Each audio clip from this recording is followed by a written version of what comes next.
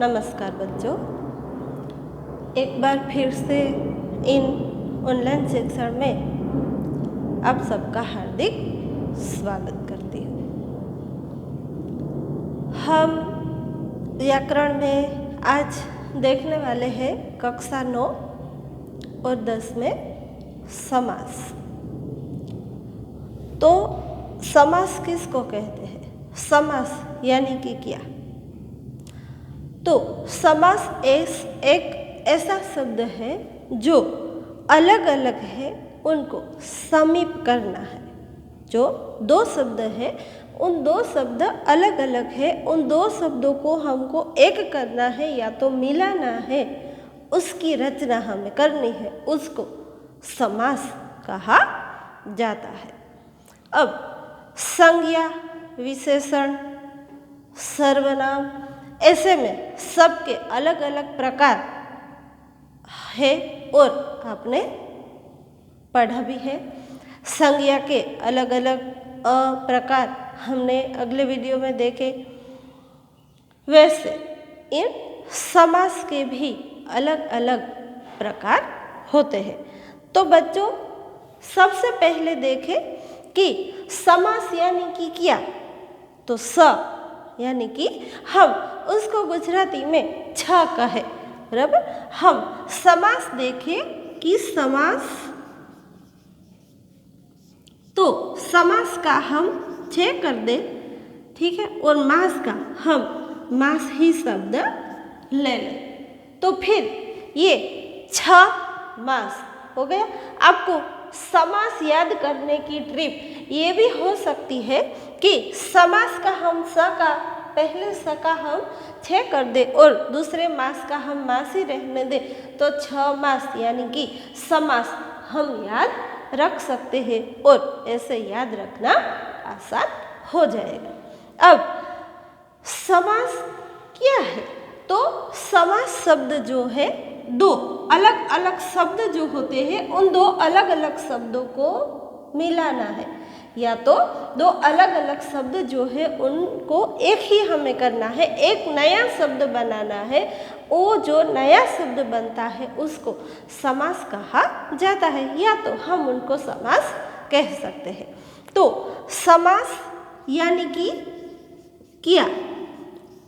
तो सम प्लस आस, समास बराबर सम प्लस आस, बराबर। आस यानी कि हमें आशा है, स यानी कि समीप। किसकी आशा है? तो कि दो शब्द जो है अलग अलग उनको हमें एक करना है, ये हमें आस है। सम प्लस आस, सम यानी कि समीप प्लस आस यानी कि रचना करना, ठीक है। सम प्लस आस बराबर समास यानी कि सम प्लस आस। अब सम यानी कि समीप और ये आस है यानी कि रचना करना। किसके समीप रचना करना? तो कि दो अलग अलग शब्द दिए गए हैं, उन दो अलग अलग शब्दों को एक करने की विधि को समास कहा जाता है।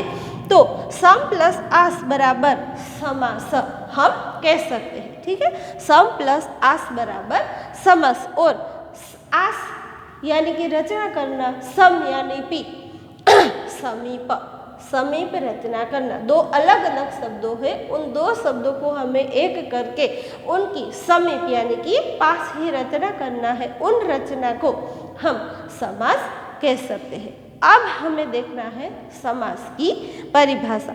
संज्ञा हमने अगले वीडियो में देखा, तो संज्ञा की परिभाषा, संज्ञा के अलग अलग जो प्रकार थे उनकी परिभाषा हमने देखी, उनके प्रकारों हमने देखे, उसके उदाहरण देख लिए।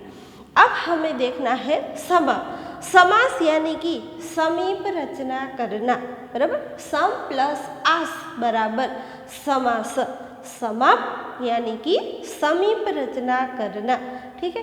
अब समास की परिभाषा क्या है? तो समास किसको कहा जाता है? दो या दो से अधिक शब्दों को मिलकर एक शब्द बनाने की प्रक्रिया को या तो विधि को हम समास कह सकते हैं। ठीक है, दो शब्द हो या फिर दो से अधिक शब्द हो, उनको एक शब्द बनाने की प्रक्रिया को हम समास कह सकते हैं या तो उनको समास कहा जाता है। समास क्या है? तो समीप रचना करना है, जिसकी दो शब्द अलग अलग जो शब्द दिए गए हैं उन अलग अलग शब्दों को एक करना है हमें। वो जो प्रक्रिया होती है उस प्रक्रिया को समास कहा जाता है। समास सम प्लस आस बराबर समास। समास यानी कि समीप रचना करना। दो अलग अलग शब्दों को हमें परिभाषा में देखा कि दो अलग अलग शब्द है, उन दो अलग अलग शब्दों को हमको एक करना है, उसको मिलाना है। दो शब्द अलग अलग दिए गए हैं, उनको हमको मिलाना है, और वो जब मिल जाता है उस प्रक्रिया को हम समास, या तो एक शब्द नया बनता है उसको हम समास कह सकते हैं। तो ये समीप रचना हो गई, दो अलग अलग जो शब्द दिए गए हैं। चरण कमल, ठीक है, तो इन दो चरण कमल को हमको मिलाना है कि चरण कमल अलग अलग कैसे है, उनको हमें एक कैसे करना है। तो ये जब एक नया शब्द बन जाता है चरण से कमल, अगर ऐसा हो तो चरण कमल को हमको जब मिलाना है, जब हम उसको मिला देते हैं तो नया शब्द बनता है, और ये नया शब्द जब बन जाता है तो समास बन जाता है। अब समास की परिभाषा देखी हमने। समास किसको कहा जाता है? सम प्लस आस बराबर समास, समीप रचना करना, एक शब्द नया बनाने की प्रक्रिया को समास कहा जाता है। अब समास आप इधर देख सकते हो कि समास के कई प्रकार हैं। तो समास के मुख्य 1, 2, 3, 4, 5 और 6 समास आपके मुख्य है। और इन 6 समास में जो द्वंद्व समास है उनमें वापस 3 भेद यानी कि 3 प्रकार दिए गए हैं।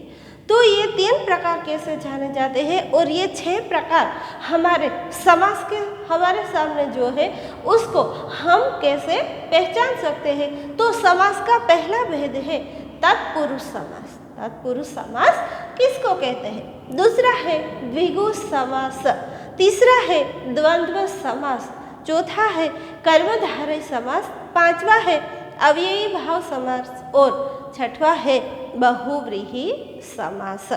ये समास के 6 मुख्य भेद है। देखो बच्चों, गुजराती में भी ये समास आपके आते हैं।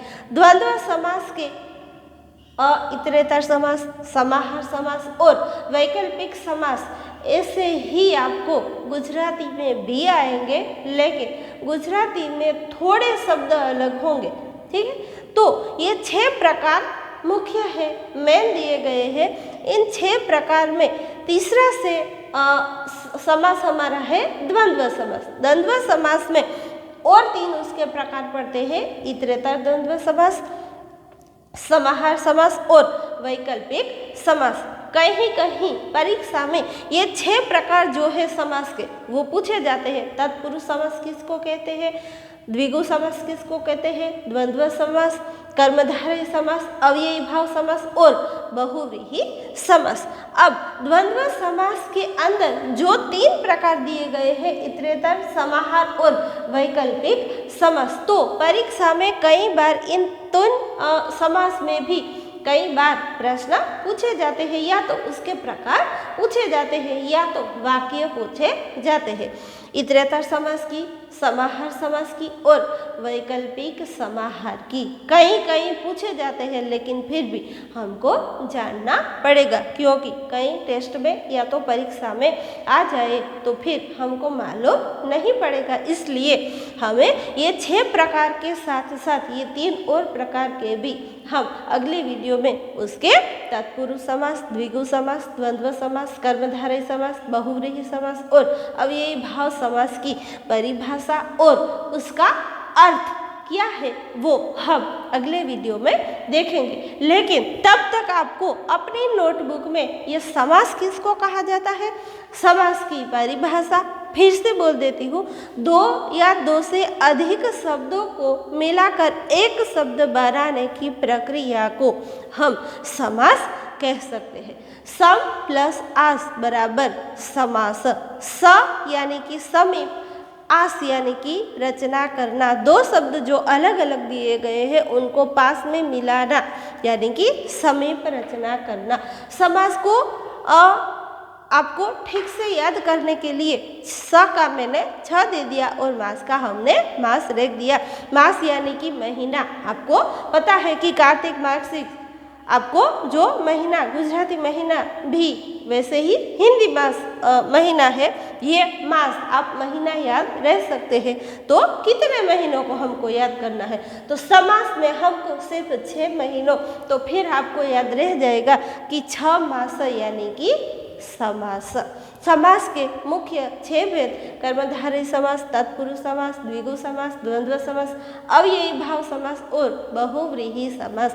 द्वंद्व समास में और 3 वैकल्पिक, इतरेतर और समाहार समास हम देख सकते हैं। अगले वीडियो में हमें देखना है कि समाहार समास किसको कहते हैं, कर्मधारय समास किसको कहते हैं, द्विगु समास, द्वंद्व समास और उनकी परिभाषा क्या है।